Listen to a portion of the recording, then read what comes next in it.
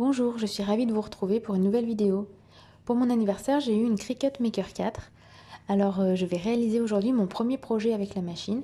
Pour cela, j'ai choisi de décorer le plateau d'une chaise haute pour enfants. C'est ce que vous voyez à l'écran. Je vais faire une découpe à ma machine. Ce sera une écriture avec marqué Bon appétit et je la collerai sur le plateau. Comme vous voyez, il y a une partie fixe et une partie qui s'enlève et du coup, je mettrai l'écriture entre les deux. J'ai regardé quelques vidéos pour savoir comment le logiciel qui va avec la machine fonctionne, mais je m'y connais pas assez pour vous détailler, donc là j'ai réalisé une écriture Bon appétit en bleu. Je pense que ça va fonctionner. Je vais assez vite là dans le logiciel. Au niveau des mesures, j'ai fait comme il faut, j'avais bien regardé pour que ça tombe au bon endroit sur mon vinyle. J'avais trop peur que la machine découpe en dehors et que ça l'abîme, mais non, c'est bon. Ma première erreur a été le choix du support papier. Je m'explique. J'ai choisi un vinyle permanent alors que j'aurais dû prendre un vinyle amovible. Pourquoi c'était une erreur? Eh bien parce que si j'ai envie de décoller mon écriture, je ne pourrais pas.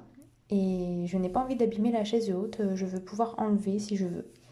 Le vinyle amovible, ça peut s'enlever, alors que le vinyle permanent, ça résiste vraiment bien. Comme je vous disais, j'ai regardé quelques vidéos sur YouTube pour voir des exemples réalisés par des personnes qui ont la machine et qui expliquent bien. Alors je vous mets des liens en barre d'informations si ça vous intéresse. Ma machine fait son travail, tout va bien. Je vais récupérer mon vinyle avec la découpe qui a été faite.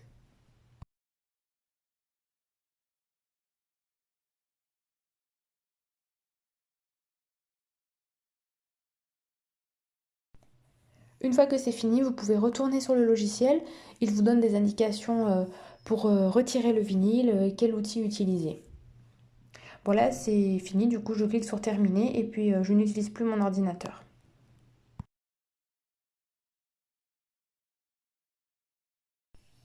Allez, avant de retirer mon écriture, je coupe juste avec mon massicot la partie dont j'ai besoin.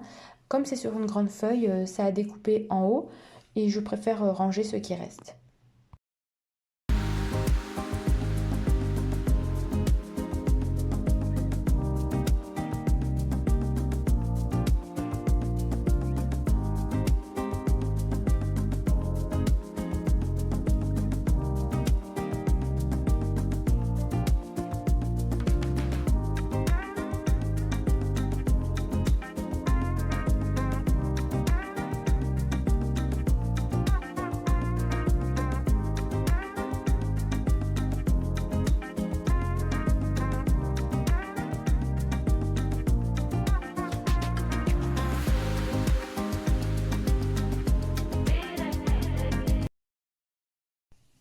Je vous montre le résultat de la découpe. On voit que la machine a bien réalisé l'écriture, c'est bon. C'est bon signe pour la suite. Sur le logiciel, j'ai choisi une police d'écriture bleue, mais honnêtement, je ne sais pas si j'avais mis en noir, est-ce que ça aurait changé quelque chose? Vu que ma feuille est bleue, je pense qu'il fallait bien mettre en bleu, mais j'ai eu un doute. Je retire le vinyle pour faire apparaître mes lettres. Bon appétit, et pour ça j'utilise le petit outil qui s'appelle un échenilleur. Je garderai le reste, juste la découpe, et je collerai sur une feuille blanche si jamais j'ai envie de faire une page de scrap avec marqué Bon appétit.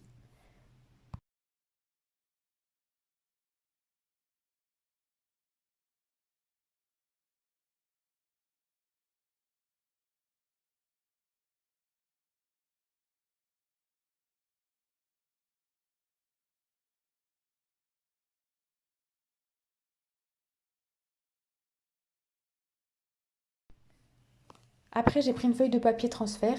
C'est un autocollant, ça va me permettre de récupérer mes lettres et de pouvoir ensuite les coller sur mon plateau. J'utilise le racloir pour bien faire adhérer le papier transfert. On peut voir des bulles d'air autour des lettres, du coup j'appuie bien et peut-être même un peu trop. Et je termine même avec les doigts. Bon, j'ai beaucoup appuyé, on va voir.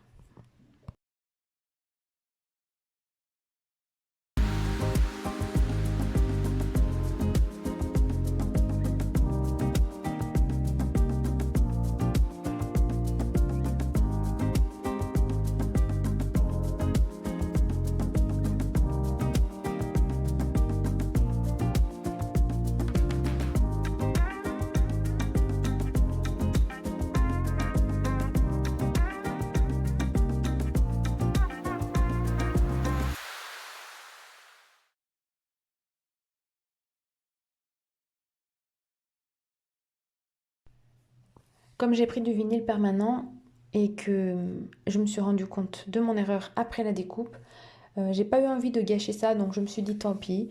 Au lieu de coller les lettres directement sur le plateau de la chaise haute, je vais les coller sur du papier. Et c'est ce papier que je mettrai sur le plateau. C'est pas ce que je voulais faire, mais je m'adapte. J'aurais pu recommencer et prendre du vinyle amovible parce que j'en avais, mais j'ai préféré continuer et puis au moins j'apprendrai de mon erreur. Si seulement c'était ma seule erreur, eh bien non. Ma deuxième erreur, ça a été le choix du papier parce que j'ai pris du papier noir 200 grammes. Alors c'est pas la couleur. euh, L'erreur, c'est pas la couleur, c'est pas le grammage non plus, mais plutôt la qualité du papier. C'est pas un papier de bonne qualité. Je vous laisse deviner dans quel magasin j'ai pris ce bloc.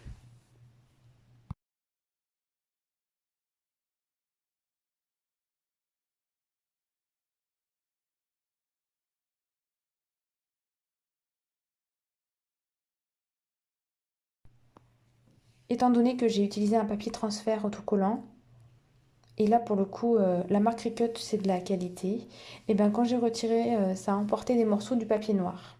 Voilà, ça a déchiré et en plus j'ai appuyé trop fort. Bon, c'était mon premier essai, on me pardonne, non?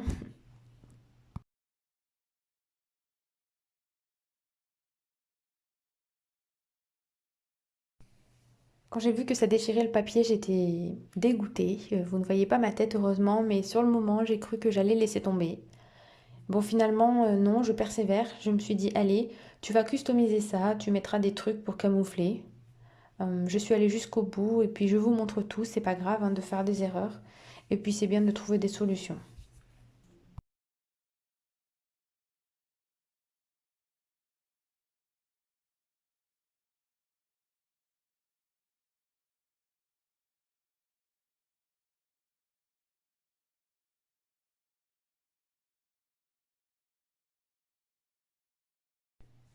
Là, je vous reprends le lendemain. J'ai pas filmé quand j'ai décoré ma bande de papier, mais vous voyez, j'ai essayé de camoufler les endroits qui étaient déchirés. Et le résultat n'est pas trop mal, je trouve. Moi, j'aime bien finalement. La vidéo n'est pas encore finie. J'ai fait une troisième erreur, vous allez comprendre. La troisième erreur, et c'est la dernière, mais franchement c'est la plus dommage, c'est de ne pas avoir vérifié l'opacité de mon plateau. J'aurais dû prendre une feuille noire et la mettre en dessous tout simplement pour voir si on arrivait à lire à travers. Déjà le plateau est opaque, mais en plus il y a des rayures dessus. Résultat, on n'arrive pas à voir l'écriture, et encore moins les papillons, les sequins, etc.